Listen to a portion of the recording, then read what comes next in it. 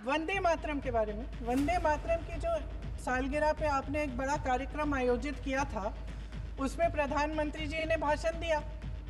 उसमें उन्होंने कहा कि 1896 में पहली बार गुरुदेव रविंद्रनाथ टैगोर ने ये गीत एक अधिवेशन में गाया। उन्होंने ये नहीं बताया कि क्या कौन सा अधिवेशन था। महासभा, हिंदू महासभा का अधिवेशन था, आरएसएस का अधिवेशन था। किस बात से कतरा रहे थे कि ये कांग्रेस का अधिवेशन था। लेकिन आज की ये बहस मुझे कुछ अजीब सी लग रही है। जैसे मैंने कहा, ये गीत देश की आत्मा का हिस्सा बन चुका है। 150 सालों से देशवासियों के दिलों में ये गीत बस चुका है। 75 सालों से हमारा देश आजाद है, तो फिर आज इस बहस की क्या आवश्यकता है?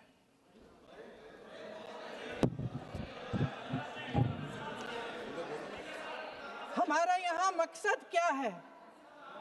जनता से हमें दिया गया दायित्व, जनता का विश्वास, उनके प्रति हमारी जिम्मेदारी, हम किस तरह से इसका इस्तेमाल कर रहे हैं, हमें ये सोचना चाहिए।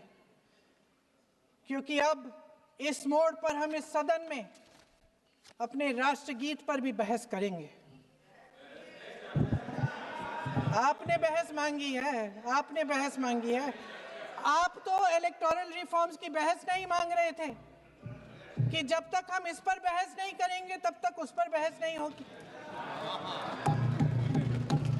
इसकी वजह क्या है? इसकी वजह क्या है? हम आज यहाँ ये बहस क्यों कर रहे हैं? हमारा राष्ट्रगीत है, इस पर क्या बहस हो सकती है? हम ये बहस यहाँ आज 2 वजहों से कर रहे हैं।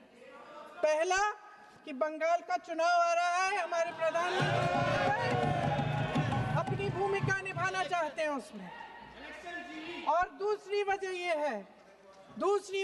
है, ये मकसद है, पुरानी मकसद इनकी, अध्यक्ष महोदय, कि जिन्होंने स्वतंत्रता की लड़ाई लड़ी, जिन्होंने देश के लिए बड़ी बड़ी कुर्बानियां दी, उन पर सरकार नए आरोप लादने का मौका चाहती है। देश का ध्यान फिर से जनता के ज्वलंत मुद्दों से भटकाना चाहती है। यही एक मकसद है आपका।